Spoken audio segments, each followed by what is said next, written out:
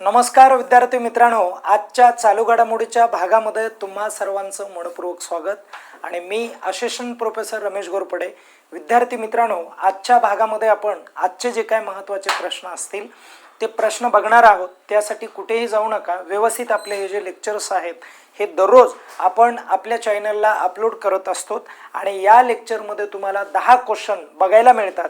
दैनंदिन व्यवहारामध्ये घडलेल्या ज्या काही घडामोडी असतात त्या घडामोडी आपण पाहत असतो आणि व्यवस्थित लक्ष द्या मित्रांनो। इथे काय म्हटलंय, पहिला प्रश्न काय सांगितलाय तो व्यवस्थित आपण इथे समजावून घेऊ।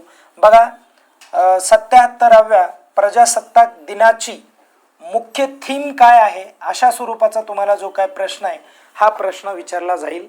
थीम काय आहे, कारण कसं असतं माहिती आहे का, एखादा दिन विचारतात म्हणजे एखादा दिन विशेष विचारतात आणि त्या दिवसाची जी काय थीम आहे ती थीम आपल्याला परीक्षेमध्ये विचारली जाते। तर यावेळेस थीम काय होती, तर वंदे मातरमचे 150 वर्ष पूर्ण किंवा 150 वर्ष अशा पद्धतीची जी काय थीम आहे ही थीम इथे बघायला मिळाली। आणि हे एकदा इथे क्लिअर करून घ्या, तुम्हाला एक PYQ होता पोलीस भरतीला। काय PYQ होता, तर या ठिकाणी विचारलं होतं त्यांनी की वंदे मातरम हे जे गीत आहे हे कुणी लिहिलं होतं, तर बंकिमचंद्र चटर्जी यांनी। कुणी लिहिलेलं आहे, तर बंकिमचंद्र चटर्जी यांनी लिहिलेलं आहे, ठीक आहे। आणि प्रामुख्याने त्यांनी कोणत्या कादंबरीमध्ये लिहिलं आहे, तर आनंद मठ मध्ये लिहिलेलं आहे। कुठे लिहिलेलं आहे, आनंद मठ या कादंबरीमध्ये लिहिलेलं आहे, म्हणून हे देखील लक्षात राहू द्या। ओके, या अँगलने तुम्हाला अभ्यास करावा लागणार आहे। मग यामुळे हा जो प्रश्न आहे हा प्रश्न परत एकदा विचारण्याची दाट शक्यता होते, म्हणून हा प्रश्न या ठिकाणी कव्हर करा। पुढे जाऊयात आपण। बघा, या ठिकाणी या 26 जानेवारी निमित्त प्रजासत्ताक दिनानिमित्त किंवा आपण 26 जानेवारी म्हणू शकतो, चला 26 जानेवारी निमित्त यावेळेस काय केलं की 2 प्रमुख पाहुणे आपण या ठिकाणी त्यांना आमंत्रित केलेलं होतं। तर ते 2 प्रमुख पाहुणे आपल्याला परीक्षेला विचारले जातील। एकाचं नाव आहे उर्सुला वॉन डेर लेयन असं नाव आहे, उर्सुला वॉन डेर लेयन असं नाव आहे, व्यवस्थित नाव लक्षात राहू द्या। आणि या अध्यक्ष आहेत, कशाच्या अध्यक्ष आहेत ते पण तुम्हाला परीक्षेला विचारलं जाईल। तर या अध्यक्ष आहेत युरोपियन कमिशनच्या अध्यक्ष आहेत। कशाच्या अध्यक्ष आहेत, युरोपियन कमिशनच्या अध्यक्ष आहेत। ओके, आणि या ज्या अध्यक्ष आहेत मित्रांनो व्यवस्थित लक्षात राहू द्या, या 2019 पासून आहेत। कधीपासून आहेत, 2019 पासूनच 2019 ते 2024 या दरम्यान त्यांचा पहिला कालावधी होता, पहिला टर्म होता।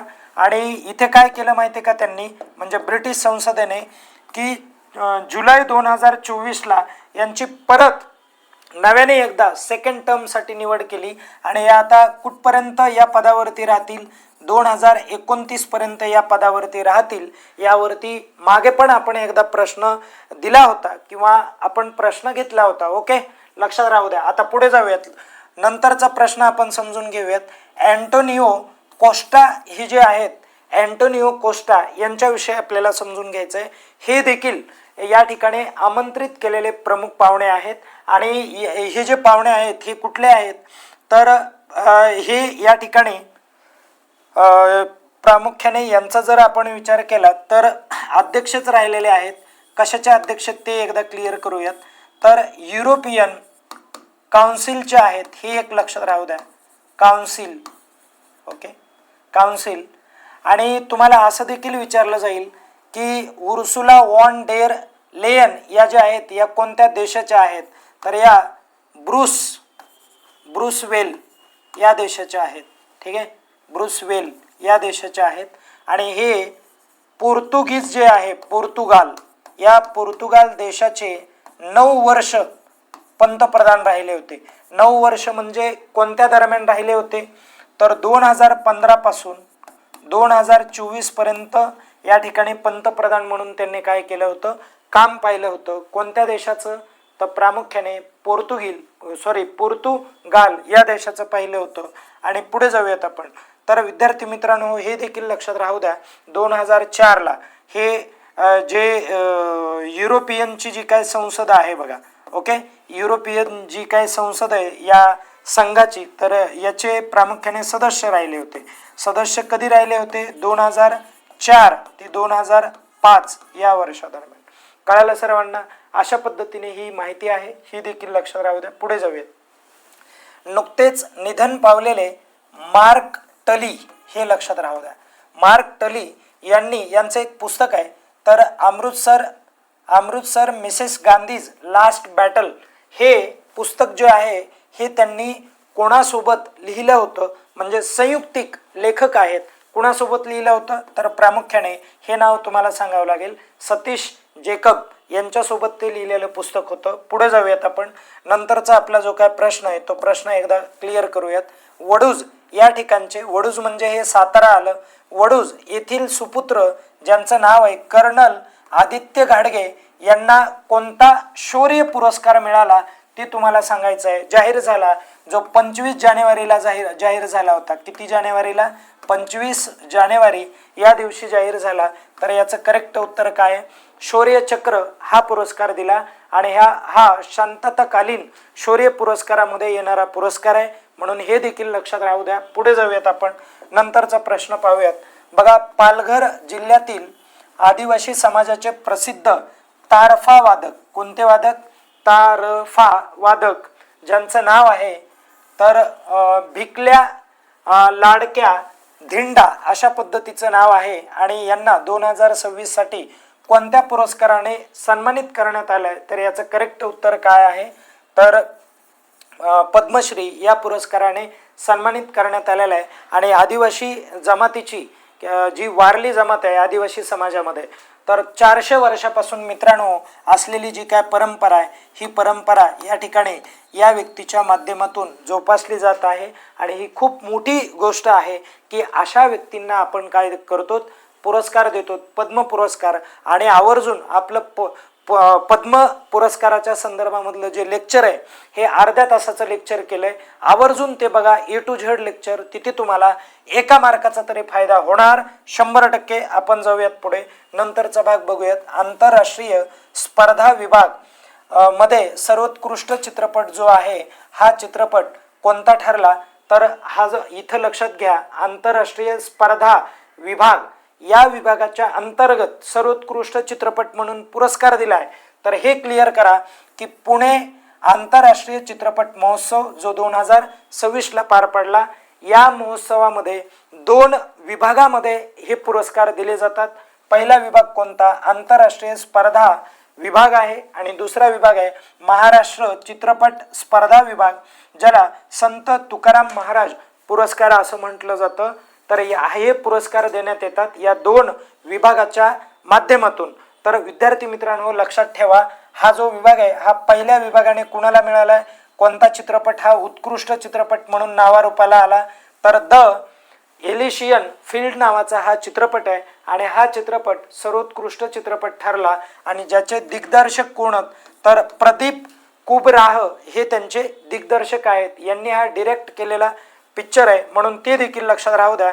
नंतरचा प्रश्न बघूयात. मराठी चित्रपट स्पर्धा, ज्या स्पर्धेमध्ये कोणता पुरस्कार दिला जातो? संत तुकाराम अवॉर्ड्स या नावाने हा पुरस्कार दिला जातो, म्हणून हे देखील लक्षात राहू द्या. आणि सर्वोत्कृष्ट मराठी चित्रपट म्हणून कोणता चित्रपट या ठिकाणी ठरलाय? तर हा चित्रपट प्रामुख्याने बाप्या नावाचा जो काही चित्रपट आहे हा चित्रपट ठरला. आणि जो कुणी डिरेक्ट केला होता माहिती आहे का चित्रपट? तर समीर तिवारी यांनी काय केला होता? डिरेक्ट केला होता. आणि याच चित्रपटाला सर्वोत्कृष्ट, तुमच्या माहितीसाठी सांगतो, सर्वोत्कृष्ट अभिनेता म्हणून, सर्वोत्तम किंवा सर्वोत्कृष्ट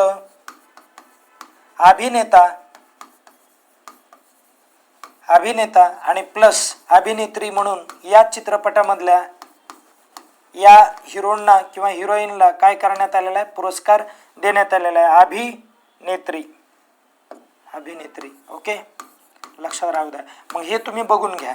ओके, चला आता हा तुमच्यासाठी टास्क असेल, आणि कृपया मला कमेंटमध्ये सांगा की ते 2 जे काय अभिनेता आणि अभिनेत्री कोणते आहेत ते एकदा कमेंट करून सांगा. पुढे जाऊयात आपण. नंतर बघा, जागतिक आर्थिक मंचाचे 5 नवीन केंद्र स्थापन करण्यासाठी घोषणा कितव्या औद्योगिक क्रांतीसाठी करण्यात आलेली. तर ही चौथी औद्योगिक क्रांती या ठिकाणी घडणार आहे. आणि चौथी औद्योगिक क्रांती ही जी असणार आहे मित्रांनो, ही प्रामुख्याने टेक्नॉलॉजीवर आधारित असेल. आणि त्याच्यामध्ये सांगायचं झालं तर ही प्रामुख्याने कशावर आधारित असेल, तर ही आधारित असेल AI जे आहे, आर्टिफिशियल इंटेलिजन्स, याची जी काय क्रांती आहे ही मोठी क्रांती येणार आहे. लक्षात राहू द्या. पुढे जाऊयात आपण. सिंगापूरच्या ट्री लेडी म्हणून ओळखल्या जाणाऱ्या ज्या आहेत त्यांचं नुकतंच निधन झालेलं आहे. तर त्यांचं नाव सांगा, काय नाव आहे? तर त्यांचं नाव आहे कीर्तिदा मेकानी असं नाव आहे. म्हणून हे देखील लक्षात राहू द्या. आणि त्यानंतरचा प्रश्न, स्वच्छ भारत मिशन, ओके, ही योजना शहरी बरं का, या अंतर्गत उत्तर प्रदेशातील पहिले झिरो फ्रेश वेस्ट डंप शहर म्हणून कोणत्या शहराला घोषित करण्यात आलंय? तर याचं करेक्ट उत्तर काय? लखनौ असं करेक्ट उत्तर आहे. पुढे जाऊयात. नुकतेच तर हिटमॅन ज्यांना आपण रोहित शर्मा म्हणतोय, आणि पुढे पंकजा मुंडे, ओके, यांना मानद डायरेक्टर कोणत्या विद्यापीठाने ही जी पदवी आहे ही पदवी दिलेली आहे? ओके, डिलीट नावाची जी काय पदवी, ही पदवी नुकतीच त्यांना मिळाली. आणि ही जी पदवी आहे ही अजिंक्य DY पाटील विद्यापीठ जे पुण्याला आहे, या पुण्याच्या विद्यापीठाच्या माध्यमातून प्रामुख्याने हा जो पुरस्कार आहे, हा पुरस्कार दोघांना देण्यात आलेला आपल्याला बघायला मिळतो. या ठिकाणी आपला हा शेवटचा प्रश्न असणार आहे. आणि सर्वांनी निश्चितच चांगल्या पद्धतीने लेक्चर ऐकून घेतलं असेल, त्यामुळे धन्यवाद. आणि परत आपण एकदा भेटणार आहोत. तत्पूर्वी आपलं जे चॅनल आहे ते सबस्क्राईब, लाईक करून ठेवा, कमेंट करा आवर्जून. ओके, चला, थँक्स.